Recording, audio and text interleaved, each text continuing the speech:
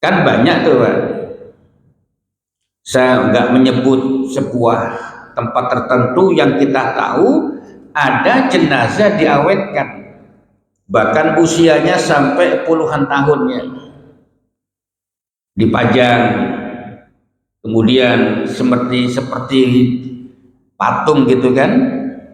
Ada yang usianya belasan tahun, puluhan tahun masih utuh, kan begitu.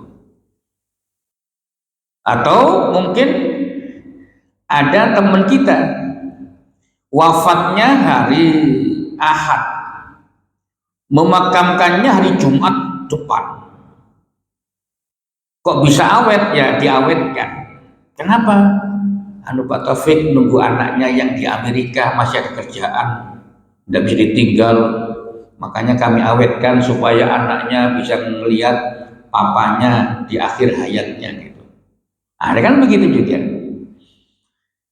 Nah, apalagi pengawetan itu untuk kepentingan penelitian guna dijadikan pedoman oleh para dokter yang akan membedah mayat untuk kepentingan ilmu, dan ilmu itu bermanfaat untuk banyak masyarakat. Itu.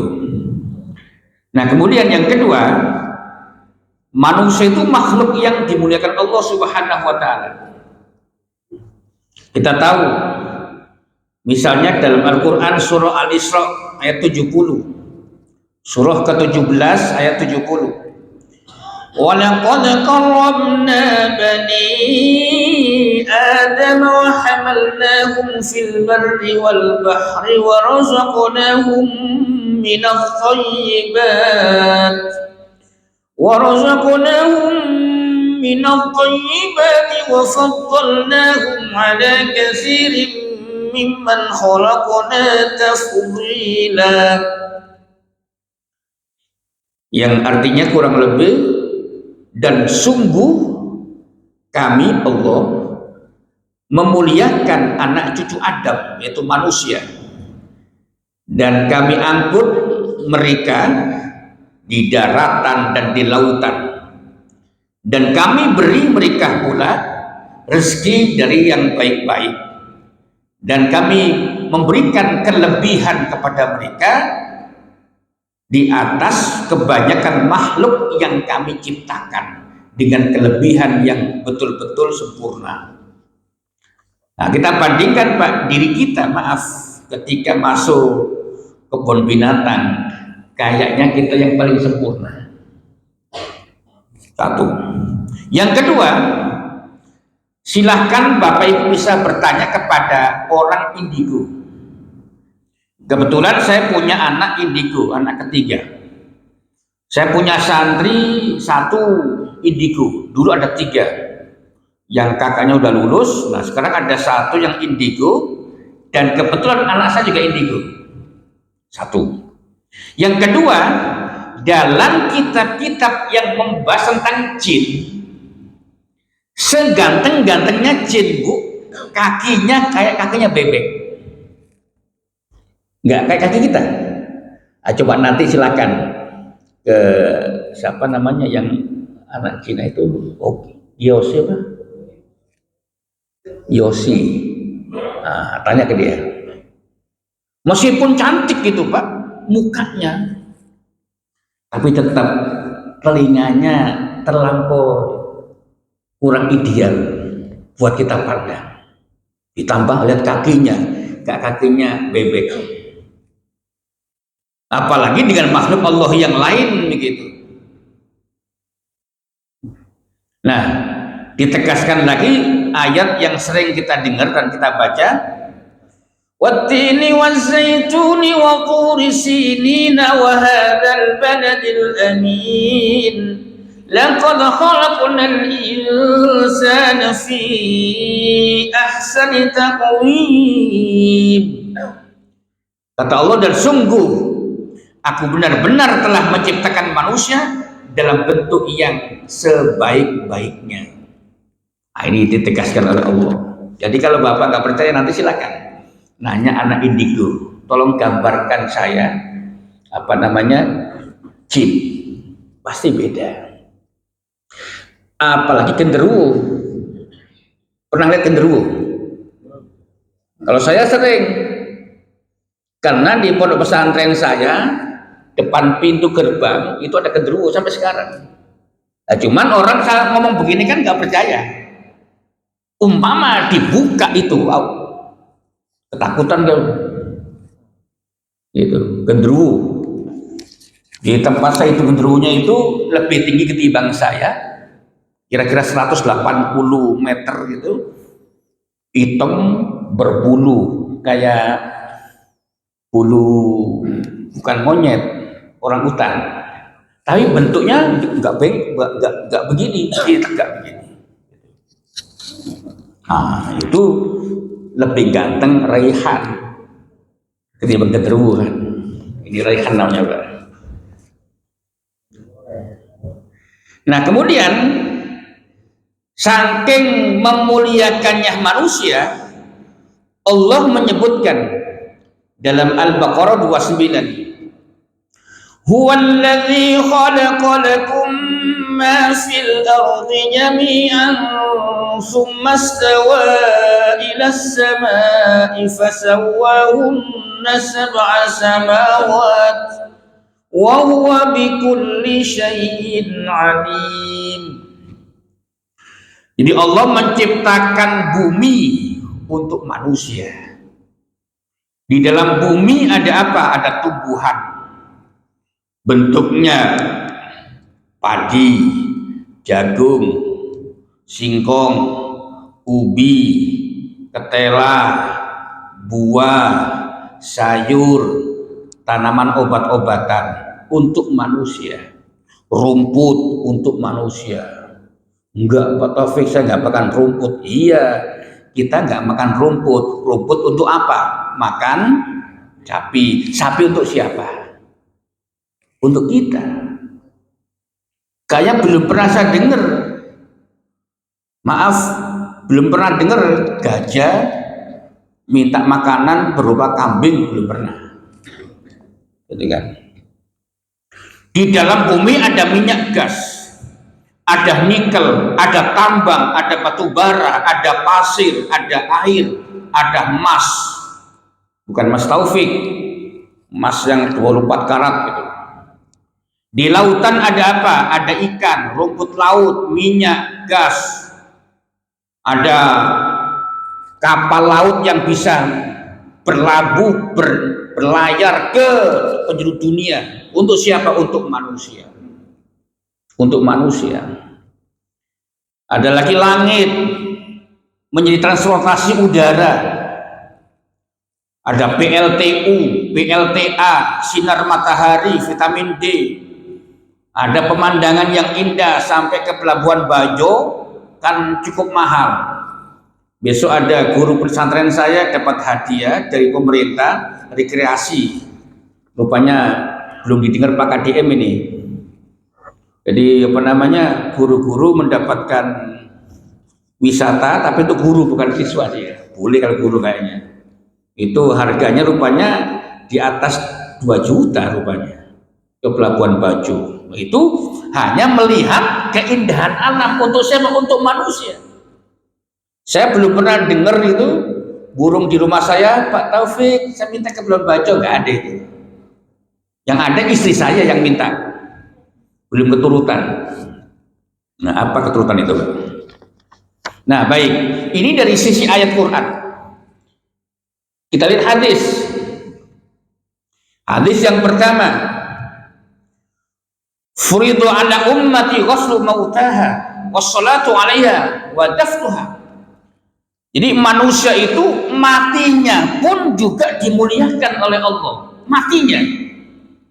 Hidupnya dimuliakan, matinya pun dimuliakan. Sampai Nabi mengatakan, diwajibkan atas umatku untuk memandikan, mensolatkan, dan menguburkan jenazah. Belum pernah kita dengar inna lillahi wa inna ilaihi raji'un. Telah pulang Stephen itu kucing, Bu. Kucing Anggora tetangga saya namanya Stephen. Kok keren amat nama kucing Stephen. Stephen gitu kalau yang punya memanggil tuh. Ya jika Moro, apa Moro itu? Datang Stephen, datang ke tuannya, mati. Innalillahi, kata yang punya. Ya dikubur, kan nggak dimandikan, nggak dikafankan, nggak apa yang disolatkan. Tapi manusia tidak. Itu saking mulianya. Jadi wafat pun dimuliakan oleh Allah Subhanahu wa taala. Bahkan memandikannya pun juga Nabi mengajarkan langsung. Misalnya hadis dari Muhammad ibnu Sirin dari Ummu Atiyah, sahabat perempuan Ansor radhiyallahu anha, semoga Allah meridhoinya. Beliau berkata,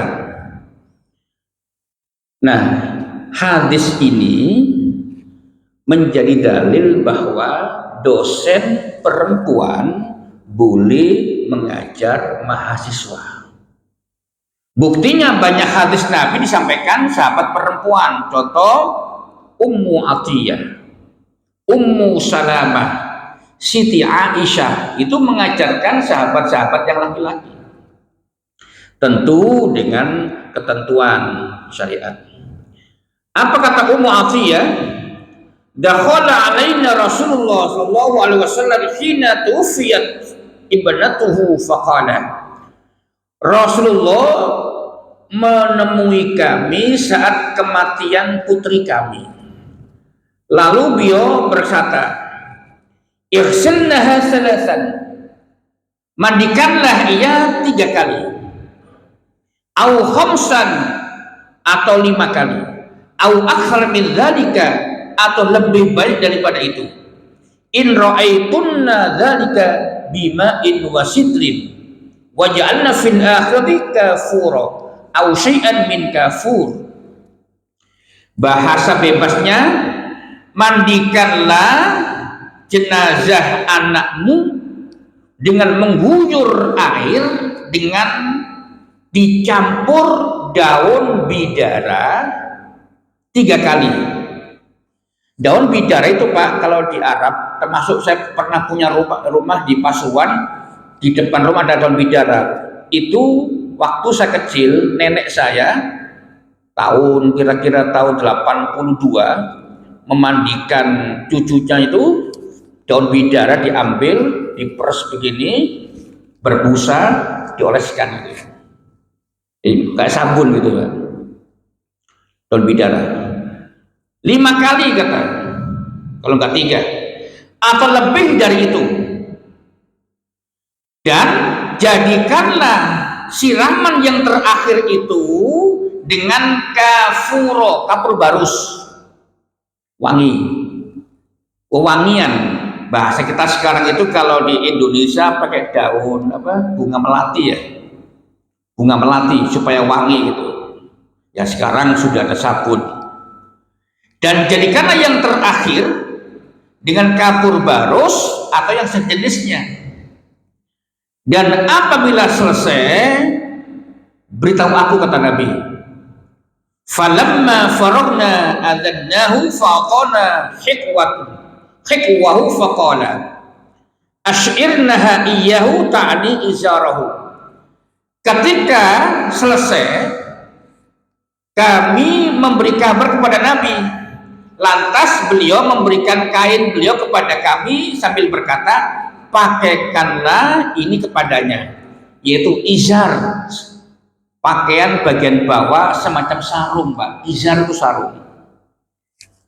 Nah, coba mau praktek jadi mayat.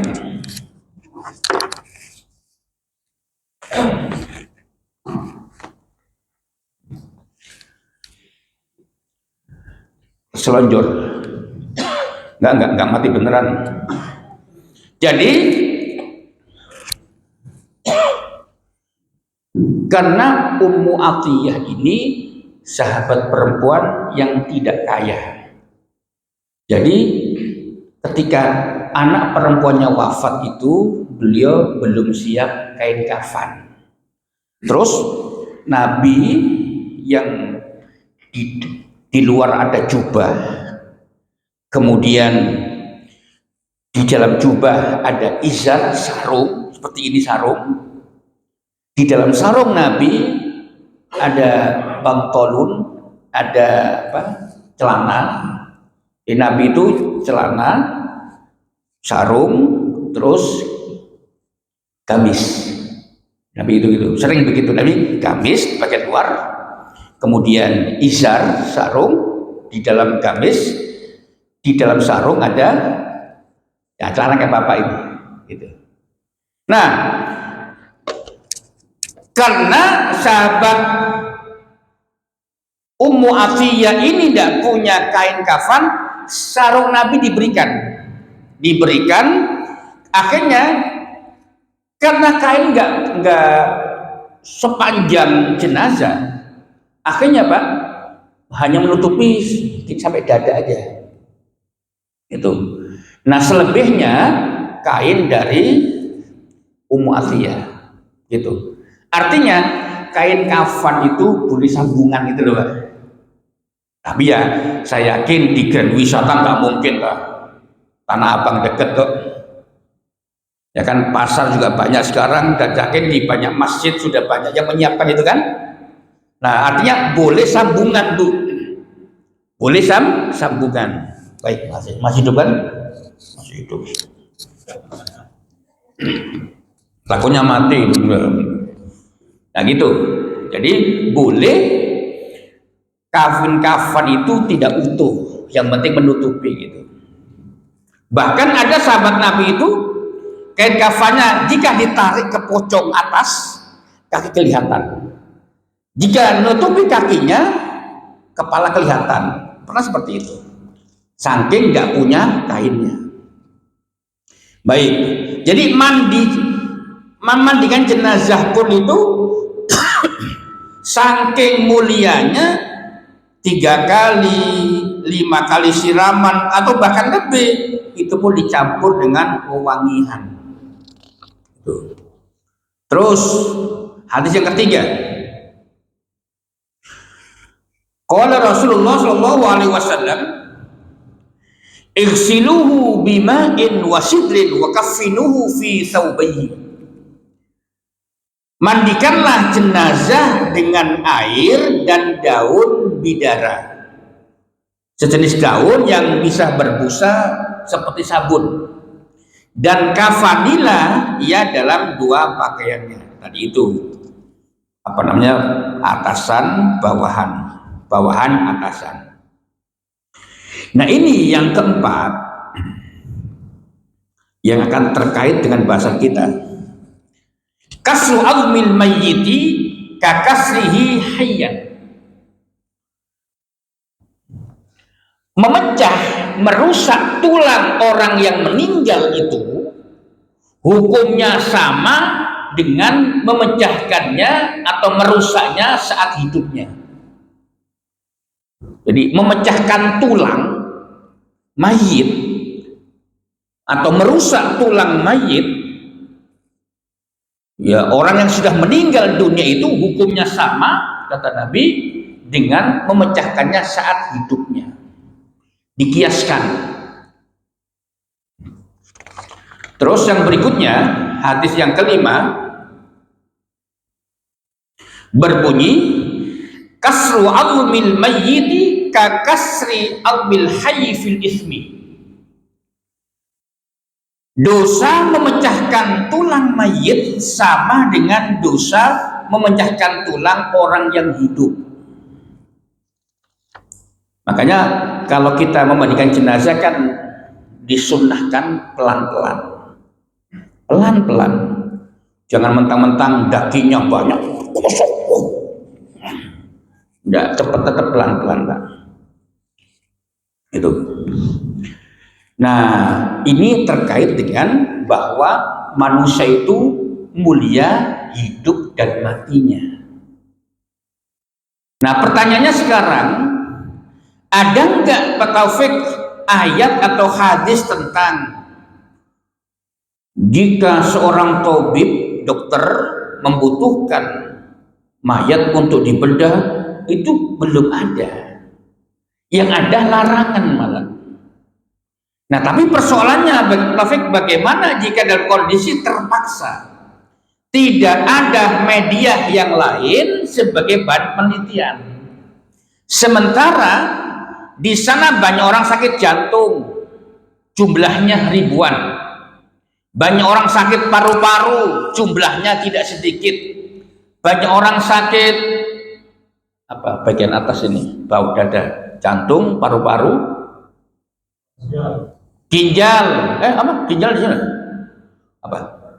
liver, bagian kepala ada THT, ada otak dan seterusnya, bagian perut dan lain sebagainya. Di satu mayat itu dari ujung kepala sampai kaki, betapa banyak ilmu yang akan bisa dikaji dan bisa menyelamatkan jutaan manusia dari awal ditemukan sampai nanti gitu kan. Tentu sesuai dengan perkembangan teknologi ilmu kedokteran. Yang dulu misalnya ketika orang sakit ginjal harus dibedah dan seterusnya, sekarang cukup ditembakkan kan begitu kan? Itu kan perkembangan hukumnya. Tapi sampai hari ini masih ada yang harus dibedah. Apakah pembedahan itu untuk penelitian sebagaimana yang kita bahas hari ini atau kepentingan lain yang bermanfaat? Nah, ini namanya hukum daruroh dalam Islam. Sesuatu yang darurat. Jika dokter tidak punya ilmu ini, akhirnya banyak menyebabkan pasien terlantar.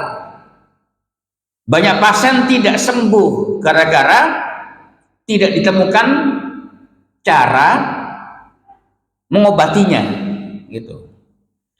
Nah, maka para ulama ahli usul fikih, ahli fikih menggali kaidah-kaidah hukum berdasarkan ayat Al-Quran dan hadis.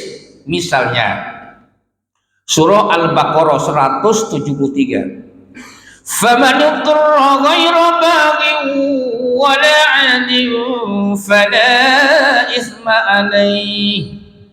Siapa orang yang dalam kondisi terpaksa dan tidak melampaui batas, maka tidak ada dosa baginya.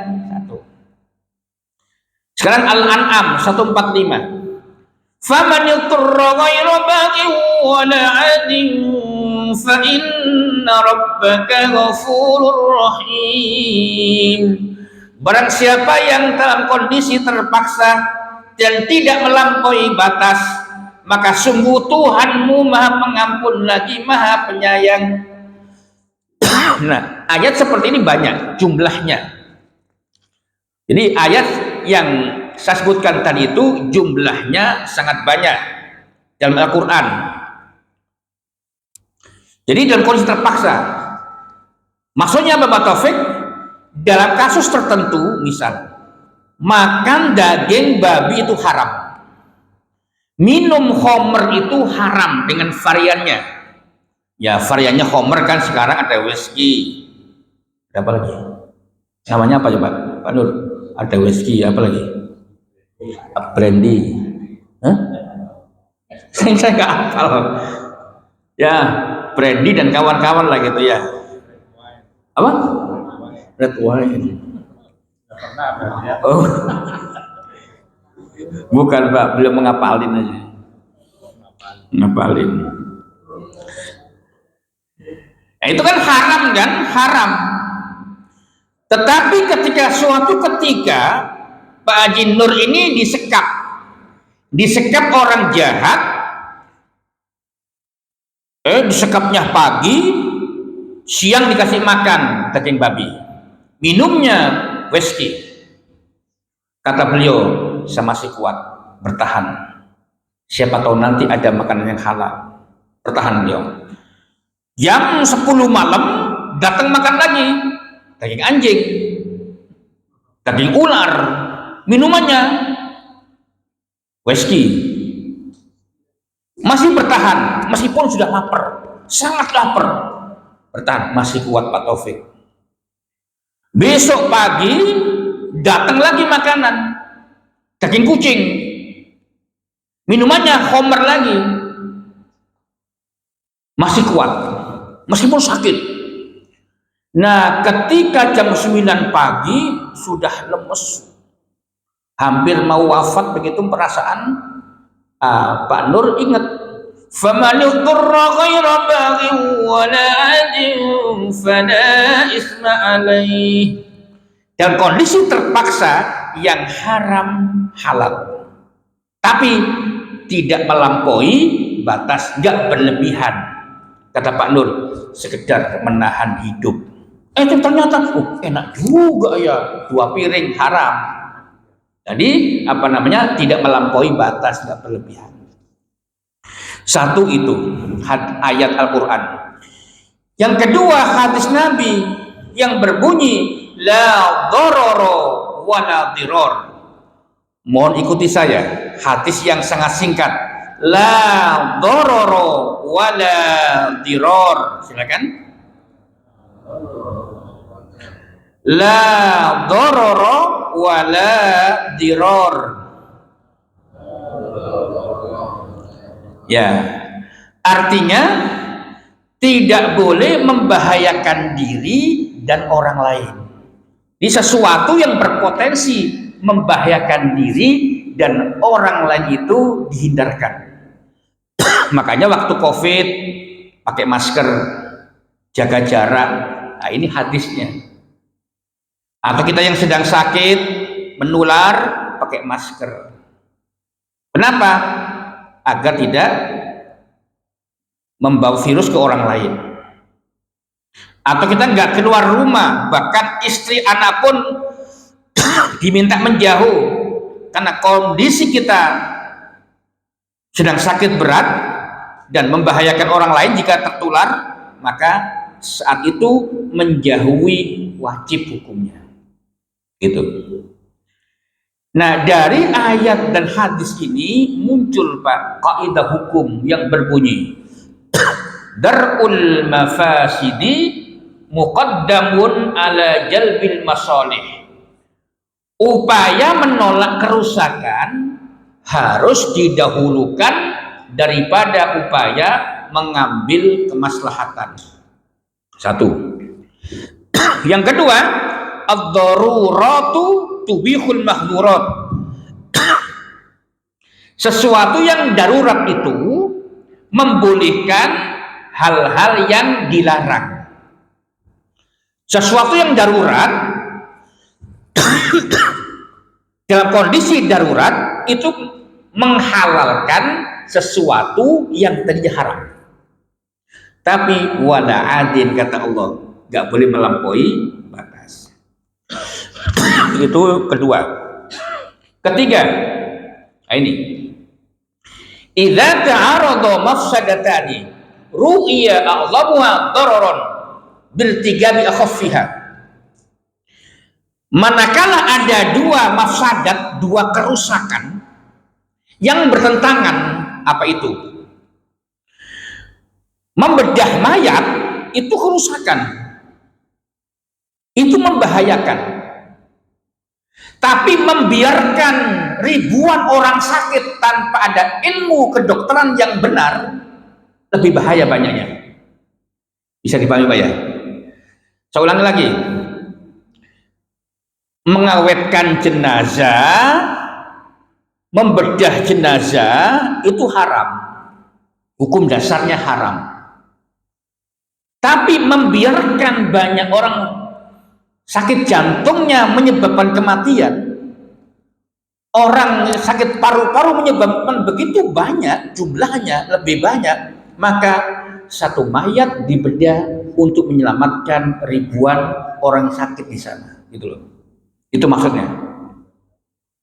Maka harus ditinggalkan adalah mafsadat yang mudaratnya lebih besar dengan melakukan mudarat yang lebih ringan, gitu.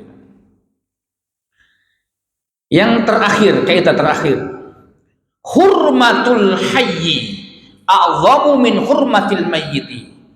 Kehormatan orang yang masih hidup itu lebih agung, lebih besar daripada kehormatan orang yang sudah mati. Manusia hidup, mati, terhormat, dimuliakan. Tapi jika dibandingkan, yang sakit jantung masih hidup, yang sakit paru-paru masih hidup, yang sakit liver masih hidup, dan bisa diobati dengan cara membedah satu mayat untuk dipelajari. Gitu. Nah, ini yang dimaksud, maka mengorbankan yang kehormatannya di bawahnya, di bawah orang yang masih hidup itu, orang yang mati itu. Nah, akhirnya para ulama fikih modern membolehkan mengawetkan jenazah dan membedahnya untuk kepentingan ini.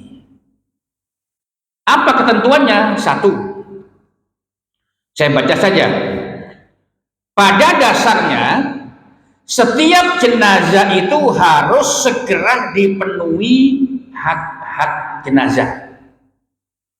Antara lain, dikuburkan dengan segera. Makanya apa? Umpama saya, Pak Taufik, ayah Pak Taufik sudah wafat hari apa? Oh, hari Rabu kemarin. Kok belum dikuburkan? Ini kan sudah hari Ahad. Ya, kami awetkan karena adik saya pengen melihat ayah. Ini haram. Saya ini haram.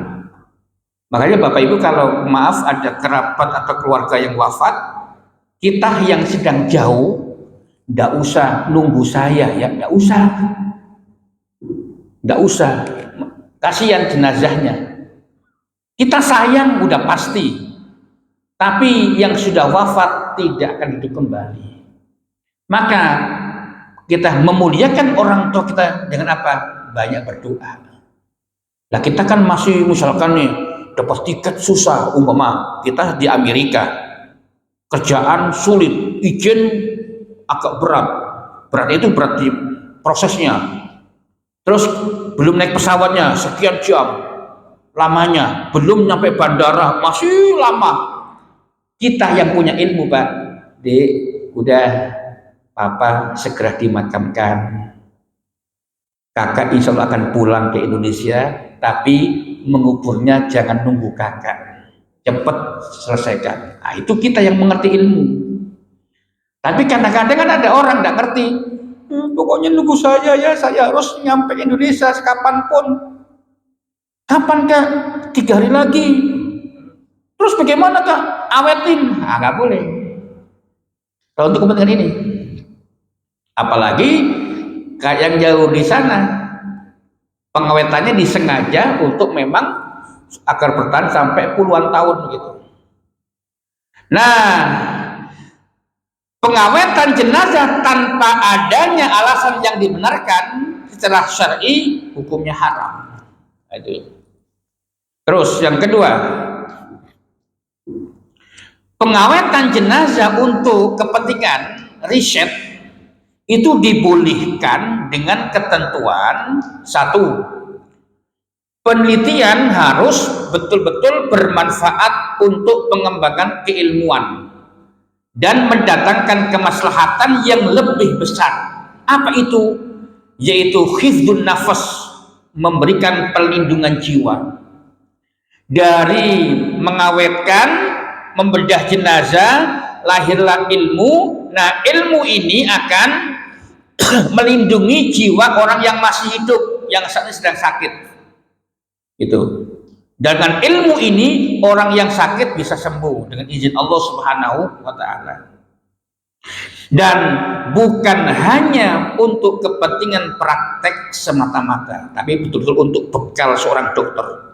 Sementara Bapak Ibu, media penelitian hanya bisa dilakukan dengan organ tubuh manusia. Belum ada media yang lain gitu. Kedua, hak-hak jenazah sebisa mungkin harus dipenuhi terlebih dahulu. Nah, ini kemarin dokter di rumah sakit RSCM saya menyampaikan, ya, yang ini yang muslim tentu, yang muslim. Kaget. Pak Taufik, kalau saya hukumnya ngerti.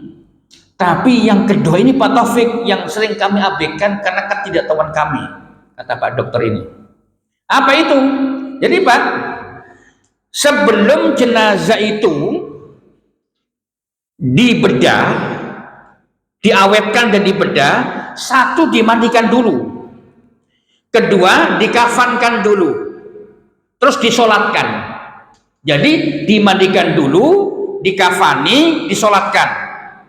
Selesai sholat baru dibuka lagi, terus diawetkan. Tentu lama, berapa lamanya tergantung kebutuhan, baru dibedah. Jadi bukan tanpa proses seperti ini.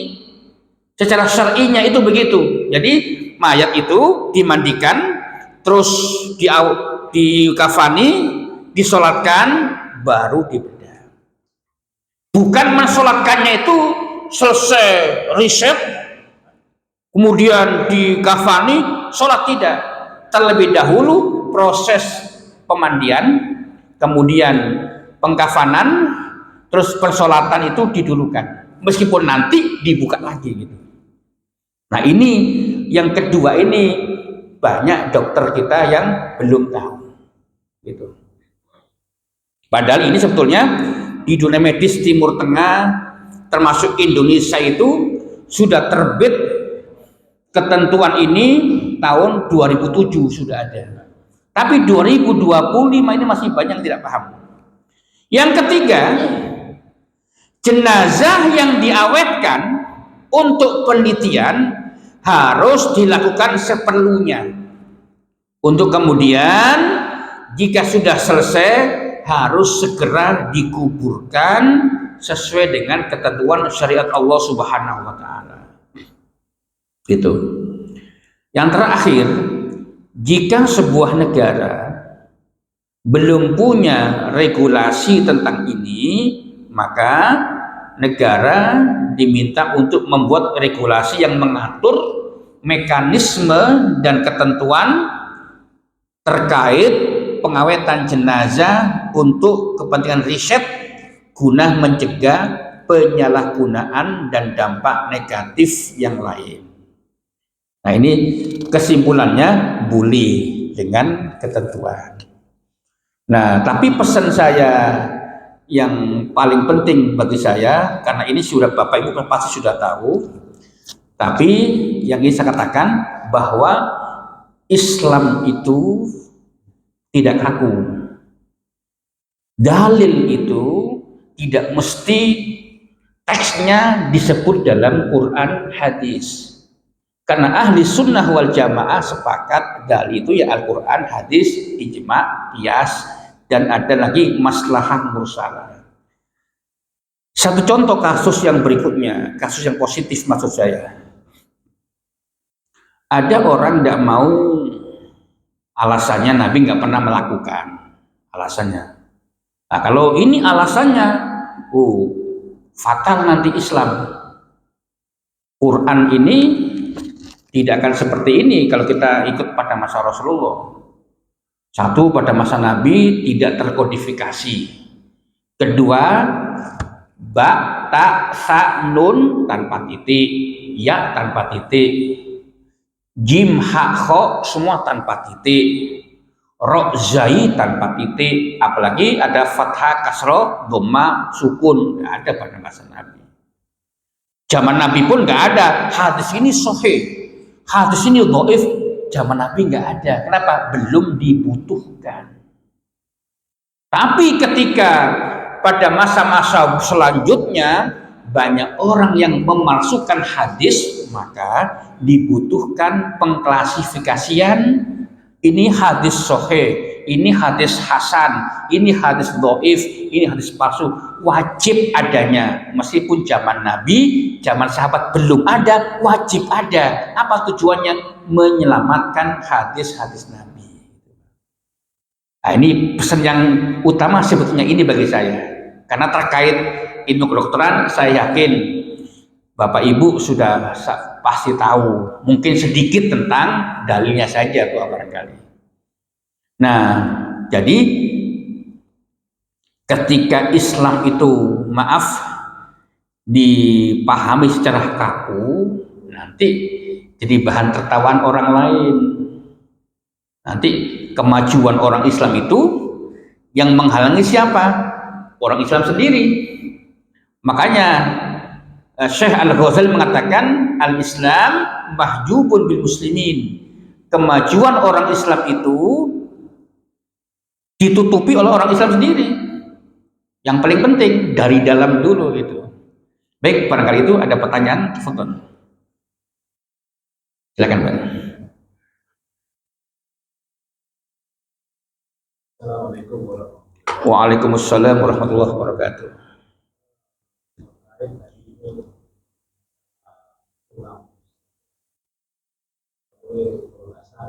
Iya. Itu bahwasanya kita kehidupan di masyarakat lain agama Muslim. Iya.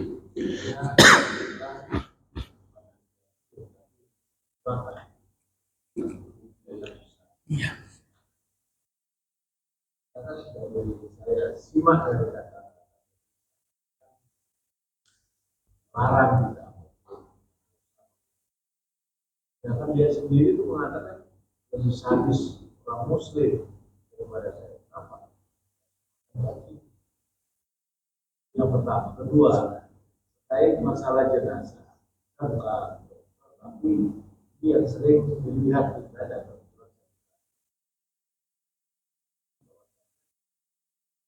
ada orang itu di rumah sakit, diawetkan itu sholat dulu.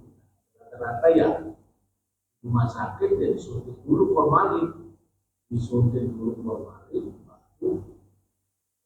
dikafani, dibawa itu sholat. Itu rata-rata sholat. Itu bertanya apakah itu dalam Islam ya? Ini yang sudah terjadi. Saat ini jarang sekali saya melihat orang itu disolatin dulu. Iya betul. Jadi Ustaz, masalahnya orang boleh bekerja itu setelah dimandikan dan terus masuk di kafani, sholatnya baru juga. Iya. Tapi nggak pernah lihat saya. Iya. Umumnya ya dulu. Iya. Terus habis itu dibersihkan. Saya juga pernah lihat juga itu orang itu ya rata-rata dilapisi bedah, dijahit manusia kalau udah mati dia karung gitu. Iya. Tapi setelah mati dimandikan dia. Ya, betul. Dimandikan baru dikafani. Nah, ini jadi masalah tadi bertentangan sekali dengan yang saya utarakan kan. Iya betul. Gimana hukumnya? Apakah itu ada diperbolehkan? Kalau tidak masalah terus yang bicarakan apa? Apa yang nantinya yang nyolati atau mobilnya yang kita perlu bicara. Iya betul. Baik, alhamdulillah, pertanyaan yang bagus sekali. Jadi terkait dengan agama lain, karena ini kan fatwa ini untuk kaum muslimin. Karena kaum muslimin berarti untuk teman-teman kita yang lain ya, lakum dinukum waliyadin. Ini keyakinan kita. Satu, dimensi akidah. Ini memang ini fatwa untuk kaum muslimin. Fatwa itu baik fatwa di Timur Tengah atau di Indonesia. Namun izin di Indonesia itu sudah terbit fatwa tahun 2007 nomor 11 pada halaman 708 bertepatan dengan tanggal 29 November 2007. Itu sudah disampaikan ke pemerintah. Makanya tadi ada rekomendasi supaya membuat regulasinya. Itu sudah. Nah, sebelum tahun 2007 memang seperti itu paling banyak dan mungkin sampai sekarang paling banyak. Termasuk kemarin teman-teman dokter kita di RSCM juga sama pertanyaannya. Seperti yang Bapak sampaikan tadi, betul begitu. Akhirnya ya Pak, ini bukan hal baru dalam dunia medis. Satu, di rumah sakit yang ada di Al-Azhar Kairo Mesir, rumah sakit Mekah Madinah, di Jordania, di Maroko, yang notabene memang Maroko kan kerajaan Islam nih. Nah, itu memang seperti ini. Nah, di Malaysia juga sudah lebih dulu ketimbang kita, karena mungkin Malaysia lebih cepat itu karena satu, warganya nggak terlalu banyak, kemudian yang kedua ya lebih mudah untuk diatur. Nah, untuk konteks Indonesia kan warganya begitu banyak, heterogen, binikahnya luar biasa. Nah, ini makanya timbul fatwa. Fatwa ini atas permintaan para dokter dari Ikatan Dokter Indonesia. Nah, itu fatwa itu muncul karena ada permintaan. Di MUI tidak akan berfatwa tanpa ada permintaan. Itu prinsip fatwa namanya. Termasuk fatwa di dunia Islam. Kalau tidak ada fatwa langsung muncul, itu namanya fikih. Nah, kita bedakan fikih dengan fatwa. Yang pada akhirnya fatwa itu menjadi fikih, Pak. Cuman ketika disampaikan ke pemerintah, terus anggota DPR membahas, muncul regulasi, meningkat menjadi undang-undang. Nah, itu. Nah, kalau di Mesir, di Jordania, di Saudi, terus di Libya, itu sudah menjadi undang-undang. Nah, maka terakhir tadi itu kan ada rekomendasi yang berbunyi negara diminta untuk membuat regulasi yang mengatur mekanisme dan ketentuannya. Nah, ini. Nah, betul memang praktek di lapangan seperti yang Bapak sampaikan tadi, betul. Makanya yang seperti itu ketika sudah mendapatkan pencerahan ya sebaiknya diikuti. Nah, terus bagaimana Pak Taufik yang selama ini kami kerjakan, kata teman-teman di RSCM kemarin? Ya, ma'fu. Apa ma'fu itu? Dosa yang diampuni karena ketidaktahuan hukum. Jadi orang nggak tahu itu ma'fu. Yang dosa itu sudah tahu dilanggar. Nah, itu kan. Contoh, kita nggak tahu nih, yakin apa namanya, mau arah sholat atau arah pakai apa namanya ini, arah kiblat sini, udah yakin ada sono. Ternyata mungkin agak error handphone kita, ada orang setempat bilang, Pak maaf, kiblatnya di sono. Oh, yang salah kita mengatakan yang benar handphone kita atau orang setempat yang tahu. Nah, kita ikuti orang setempat yang tahu. Tapi ternyata kita sudah 3 hari sholat menghadap sono, itu ma'fu namanya, diampuni oleh Allah Subhanahu Wa Taala karena ketidaktahuan dan kita sudah berupaya tadi. Terima kasih. Ini bagus pertanyaannya, Pak, bagus. Makanya, Pak, yang seperti ini mohon izin, anggota DPR pusat itu agak males membahas. Kenapa? Saya nggak ngerti. Ya, suudon kami karena fulusnya kecil atau bahkan nggak dapat fulus. Tapi ketika bahas tentang ketenaga kerjaan, sampai ngantuk juga dibelain. Sampai ngantuk dibelain. Tapi ketika bahas masalah yang seperti ini, nanti pulang kantong kanan kosong, kantong kiri kosong. Nah, ini candaan teman-teman, gitu Pak. Nah, itu wallahu alam, kebenaran saya nggak ngerti. Nah, ini harusnya kan nggak begitu, karena itu terkait dengan dunia medis yang memang sudah berjalan setiap saat, gitu, dan seterusnya insya Allah. Baik, barangkali itu mudah-mudahan bermanfaat, dan nanti Bapak bisa klik aja di Komisi Fatwa MUI tentang, kalau judul MUI saya lupa itu. Yang paling pas gini aja, Fatwa MUI nomor 11 tahun 2007. Itu akan ketemu. Judulnya saya lupa di MUI. Jadi fatwa MUI pusat nomor 11 tahun 2007. Ini akan muncul itu. Baik, kita berdoa kepada Allah Subhanahu wa taala, mudah-mudahan kita sehat walafiat, panjang umur dalam taat beribadah kepada Allah. Allah jadikan putra putri kita, anak menantu kita, cucu kita soleh solihah, dan kelak mudah-mudahan ketika wafat husnul khotimah, dan kelak pula yaumul qiyamah berjumpa dengan kita semua di surganya Allah Subhanahu wa taala. Anak menantu cucu, kakek nenek berkumpul di surganya Allah Subhanahu wa taala. Bismillahirrahmanirrahim. Alhamdulillahirabbil alamin. Wassalatu wassalamu ala nabiyyina Muhammadin wa ala alihi wa sahbihi ajma'in. Allahumma ighfir lil muslimina wal muslimat wal mu'minina wal mu'minat al ahya'i minhum wal amwat. Allahumma ighfir lana dhunubana wa liwalidayna warhamhuma kama rabbayana shighara. Allahumma inna nas'aluka al-huda wat-tuqa wal-'afafa wal-ghina. Allahumma inna nas'aluka ridhaka wal jannah wa na'udzubika min sakhatika wan nar. Rabbana hab lana min azwajina wa dhurriyyatina qurrata a'yun waj'alna lil muttaqina imama. Rabbi habli minas solihin. Rabbi ja'alni muqimas salati wa min dhurriyyati rabbana wa taqabbal du'a. Allahumma anfa'na bima 'allamtana wa 'allimna ma yanfa'una wa zidna 'ilma. Rabbana atina fid dunya hasanah wa fil akhirati hasanatan wa qina 'adzaban nar. Subhana rabbika rabbil izzati amma yasifun wa salamun 'alal mursalin walhamdulillahi rabbil alamin. Kita tutup dengan baca hamdalah.